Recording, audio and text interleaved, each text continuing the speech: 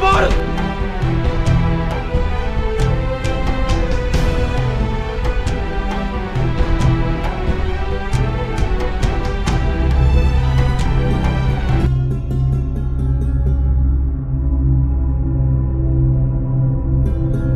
Abdurrahman ibn Auf punya kelebihan yang kelima selain perannya dalam peperangan tadi.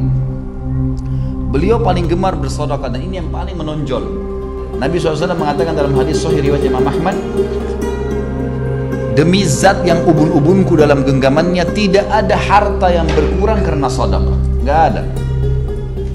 Dan tidak ada seorang hamba yang bertawadhu merendah karena Allah kecuali Allah akan muliakan dia.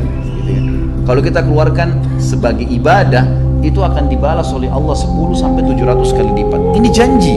Dan kita tahu innallaha la yukhliful mi'ad. Allah tidak akan pungkiri janjinya. Wa man asdaqu minallahi qila. Siapa yang lebih jujur daripada Allah dalam pernyataannya? Enggak ada.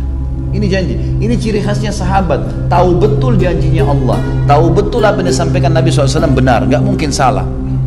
Pada saat tiba perang Badar, beliau sempat bersedekah dengan 2000 dinar. Dan pada saat itu Abdurrahman di perang Badar masih baru memiliki harta 4000 dinar dikatakan. Jadi seluruh uang yang dia miliki itu 4000 dinar. 1 dinar ini teman-teman sekalian kalau kita kurskan di hari sekarang sekitar 1.600.000. Ini subhanallah kurang lebih nilainya itu 32 miliar. Keluarkan di jalan Allah setengah yang kita miliki. Abdurrahman radhiyallahu anhu memiliki setengah harta dan masih baru menggalang ya usahanya. Maka yang dia keluarkan pada saat dipanggil jihad setengahnya. Langsung 2000 dinar pada saat itu dikeluarkan oleh Abdurrahman. Ia juga menyumbangkan pada saat ya waktu yang lain yang paling sering dia lakukan adalah begitu dapat keuntungan maka dia langsung, kalau kita sekarang mungkin mobil pick up ya, dia langsung menyiapkan 1 ekor unta, 3 ekor unta. Bahkan disebutkan dalam riwayat yang masyhur tentang beliau, beliau seringkali setiap dapat keuntungan pasti membeli unta. Unta itu dilengkapi dengan, kalau zaman dulu tuh memang dilengkapi ada unta khusus untuk mengangkat barang. Jadi penuh dengan perangkat-perangkatnya ya, kantong-kantong dari kulit yang memang mengangkat barang-barang yang berat. Jadi nanti orang kalau beli, biasanya orang beli untahnya dengan beli juga barang-barang yang ada di atasnya. Kalau kita sekarang pick up dan semua perlengkapan barang dagangannya. Abdurrahman ini seringkali gitu kan, begitu dapat keuntungan dia tidak pikir menyimpannya, tapi dia membeli sampai 700 ekor unta. Dan 700 ekor unta ini memenuhi jalan-jalan Madinah dengan dagang-dagangannya. Setelah penuh ini padat macet gara-gara 700 untanya Abdurrahman memenuhi jalan Madinah. Lalu pegawainya salah satu mengiklankan, Abdurrahman mengiklankan untuk kalian, silakan ambil semaunya. Penuh, macet, padat jalan Madinah diiklanin. Sampai masyarakat Madinah dalam riwayat dikatakan menganggap harta Abdurrahman harta mereka sendiri.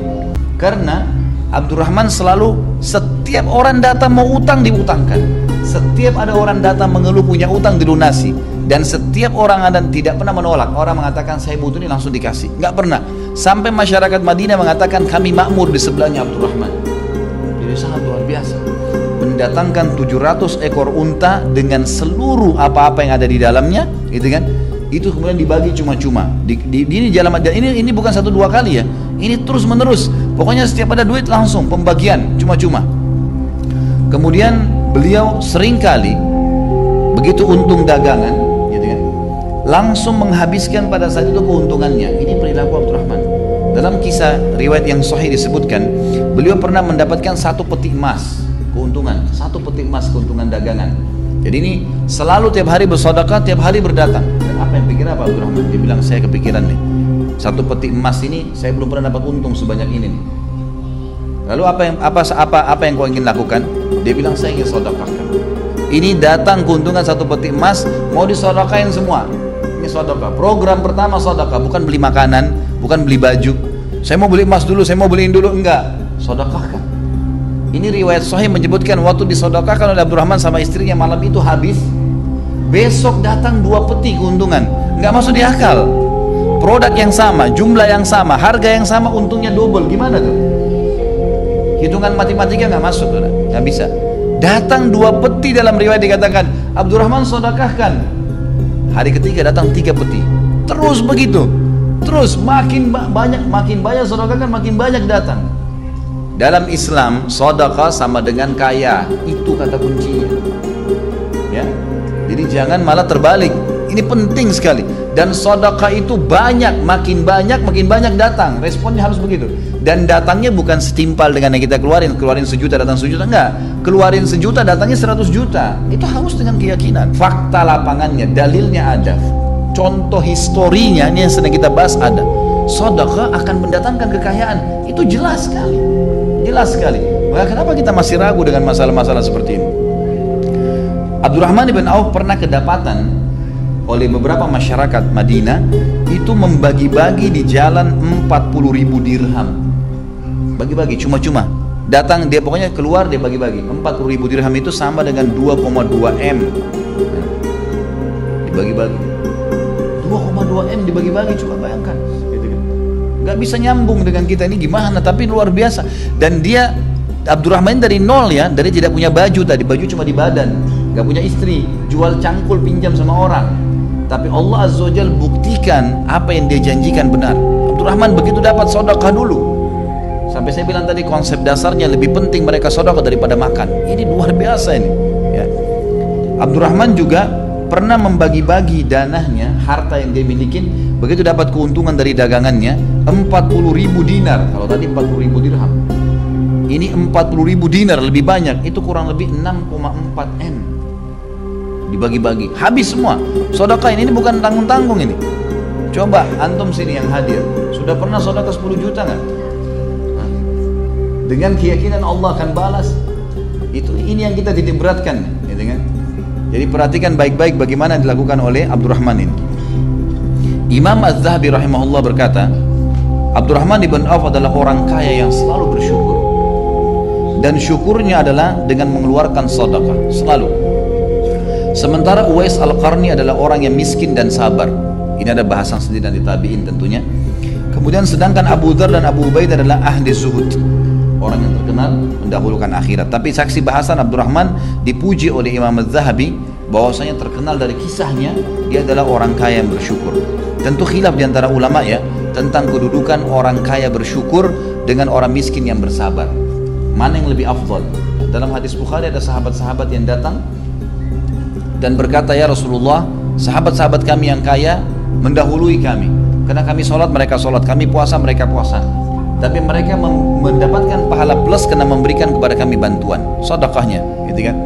Lalu beritahukan kepada kami, kata para sahabat, amal yang kalau kami kerjakan bisa minimal menyamai pahala mereka. Kata Nabi SAW, rutinlah baca subhanallah 33, alhamdulillah, Allah Akbar 33. Rutin baca itu. Mereka amalkan. Ternyata sahabat-sahabat Nabi yang kaya dengar, gitu kan. Mereka datang kepada Nabi SAW, ya Rasulullah, kata orang-orang miskin datang lagi, ya Rasulullah, sahabat-sahabat kami yang kaya itu dengar juga amalan itu, dia amalin juga, kan itu.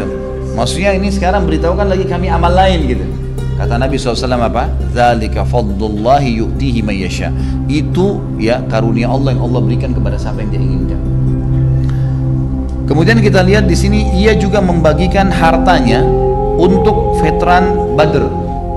Di satu waktu Abdurrahman bilang, iklanin, saya mau khusus yang masih hidup dari yang pernah ikut Badar. Jadi Badar ini punya kelebihan sendiri teman-teman sekalian ya. Karena orang Badar, orang yang ikut perang Badar ini termasuk Abdurrahman punya manaqib di sini, punya kelebihan karena beliau hadir di Badar. Allah Subhanahu wa taala berfirman, "I'malu ma syi'tum ya, faqad ghafartu lakum," kata Allah. Berbuatlah semau kalian karena aku telah mengampuni dosa-dosa kalian. Semua yang hadir di Badar diampuni dosanya. Kata sebagian ulama tafsir, walaupun ada orang yang pernah ikut Badar, setelah Badar dia bermaksiat asal dia tidak murtad, Allah langsung ampuni. Karena di zaman Umar bin Khattab pernah ada satu ahli Badar, itu subhanallah berjalan waktu, zaman khilafahnya Umar, tapi saya lupa namanya orang ini, masyhur kisahnya. Kemudian dia mabuk, sempat lalai, mabuk di Irak. Ya. Ketahuan, si fulan mabuk, Umar bin Khattab menerapkan orang mabuk 80 jerah dicambuk. Gitu kan? Waktu Umar disampaikan si fulan pernah hadir di Badar mabuk, kata Umar jangan dicambuk. Kata mereka, kenapa mungkin anda beda-bedakan? Dia bilang, bukankah kalian dengar firman Allah, wa qul i'malu ma syi'tum faqad ghafartu lakum? Allah sudah bilang untuk ahli Badar, semua yang pernah hadir berbuat semau kalian Allah sudah ampuni. Khusus Badar nih. Maka Abdurrahman menganggap memang penting buat mereka nih, penting buat kedudukan itu. Apa yang beliau lakukan? Beliau iklankan semua veteran Badar akan dapat uang dari saya. Dan waktu itu dia mengeluarkan untuk ahli Badar sekitar 400 dirham, 400 dinar maaf. 400 dinar ini kalau kita kali 1.600.000 kurang lebih 640 juta. Salah satu yang terhitung veteran Badar, walaupun dia tidak hadir, adalah Utsman bin Affan. Karena waktu Nabi SAW sedang Badar, Nabi SAW mengatakan ada saudara-saudara kalian di Madinah yang tidak ada kalian lewatin sebuah lembah, kalian menghadapi apapun, ya kecuali ikut dengan pahala bersama kalian, karena mereka ditahan dengan uzur. Dan Nabi SAW yang menyuruh Utsman untuk tinggal mengurus istrinya Ruqayyah, anak Nabi SAW yang sedang sakit. Maka Nabi SAW pun pada saat pulang dari Badar menyendirikan ghanimah, harta rampasan perang buat Utsman. Waktu itu Utsman bin Affan kaya raya. Bahkan Utsman ini bersaing dengan Abdurrahman, sudah kita jelaskan di kisahnya. Kaya raya luar biasa, dan juga karena luar biasa sedekahnya. Waktu Abdurrahman memberikan bagi-bagi untuk 100 orang veteran, berarti Utsman masuk. Dan waktu itu Utsman kaya raya, Utsman juga terima. Orang-orang tanya, wahai Utsman, kenapa anda terima uangnya Abdurrahman?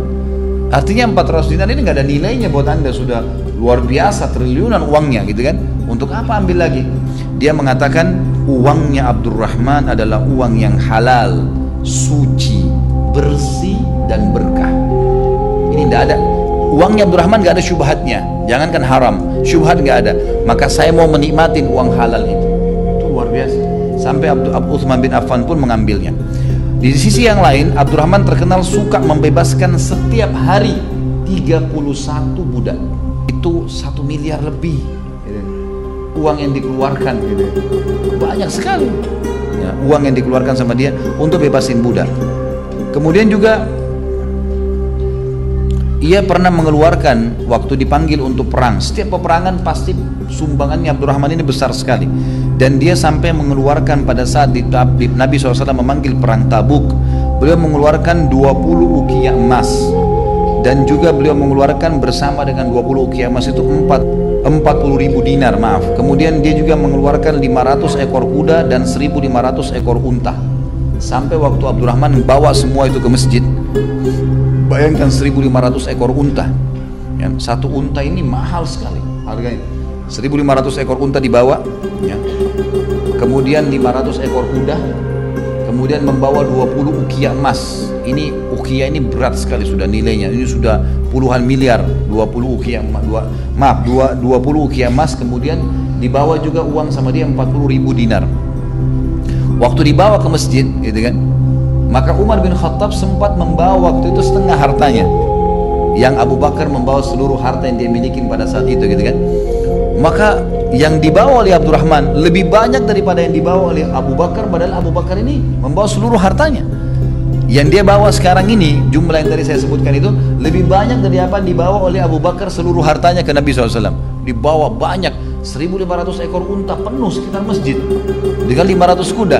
Sampai Umar bisikin Nabi SAW, ya Rasulullah, kayaknya Abdurrahman ini sudah nggak tinggalin apa-apa buat keluarganya. Ditanya oleh Nabi SAW, wahai Abdurrahman, apa yang kau tinggalkan buat keluargamu? Dia mengatakan, ya Rasulullah, jauh lebih baik daripada ini. Masih jauh lebih baik dari ini. Karena saya meninggalkan buat mereka persis seperti ini nilainya. Jadi hartanya dibagi dua. 1.500 unta itu berarti dia punya 3.000 unta. 500 kuda berarti dia punya 1.000 kuda gitu kan.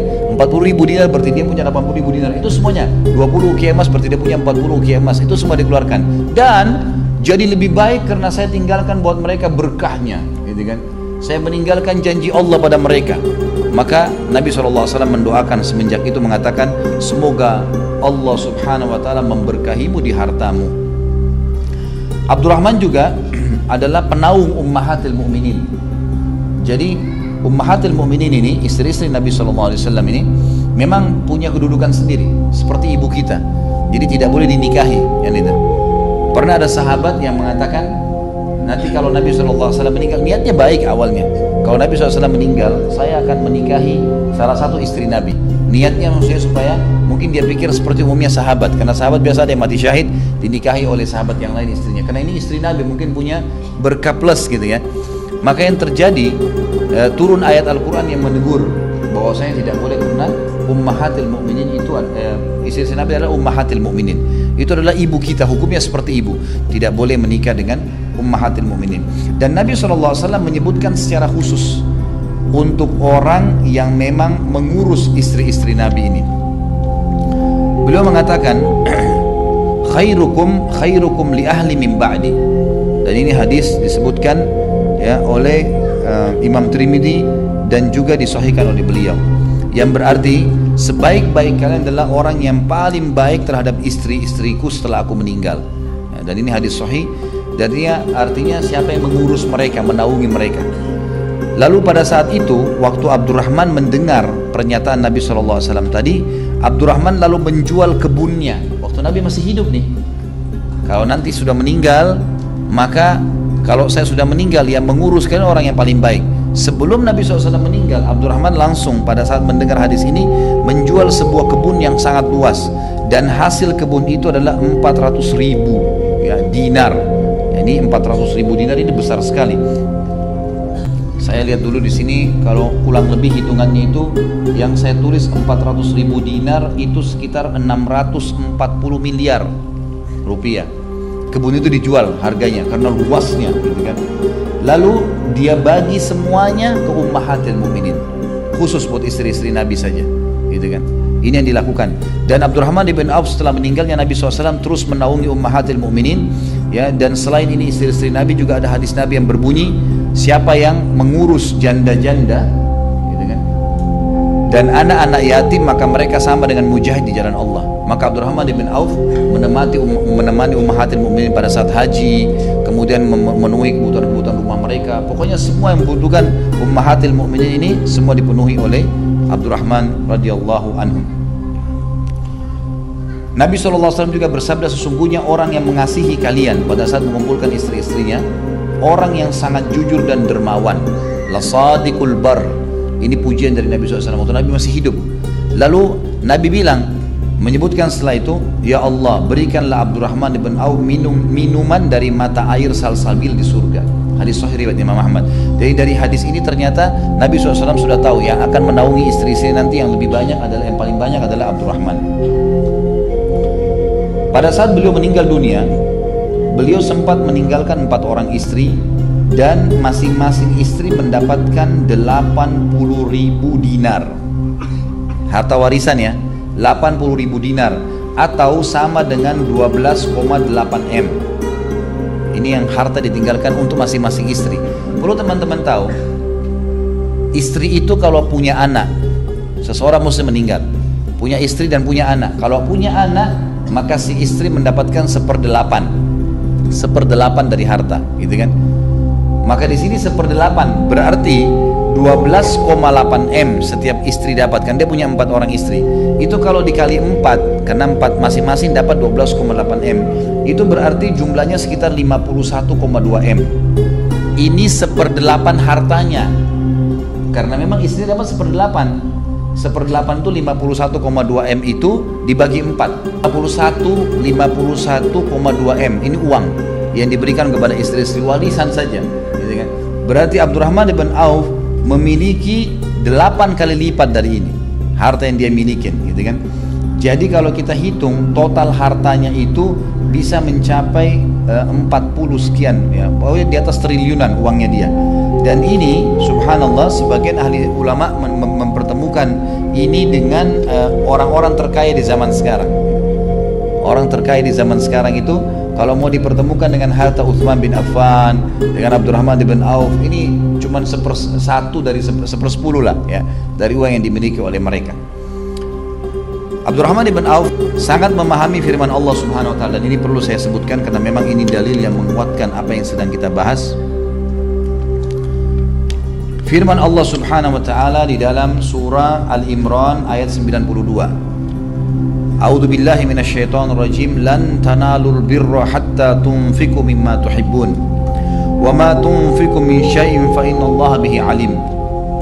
Yang artinya, kalian tidak akan pernah mendapatkan kesempurnaan balasan kebajikan, pahalanya maksimal, sampai kalian menginfakkan apa yang paling kalian cintai. Dan apapun yang kalian infakkan, tentu hal itu sungguh Allah mengetahuinya. Al-Imran 92. Maka Abdurrahman pada saat turun ayat ini sangat memahami dan akhirnya dia mengamalkan. Semua yang terbaik menurut dia dikeluarkan di jalan Allah terlebih dahulu. Sampai-sampai kalau ada makanan yang dimiliki dan dia sangat gemar, maka dia akan mengeluarkan dari makanan itu terlebih dahulu kepada orang lain sebelum dia memakannya. Sampai pada tingkat itu. Jadi kalau kita tarik ke dalam semua kehidupan, mungkin kalau dia beli baju, dia suka, dia keluarkan baju yang sama dulu, itu kan baru dipakai sama dia. Terus begitu dalam segala hal. Pokoknya hidupnya sedekah. Intinya itu.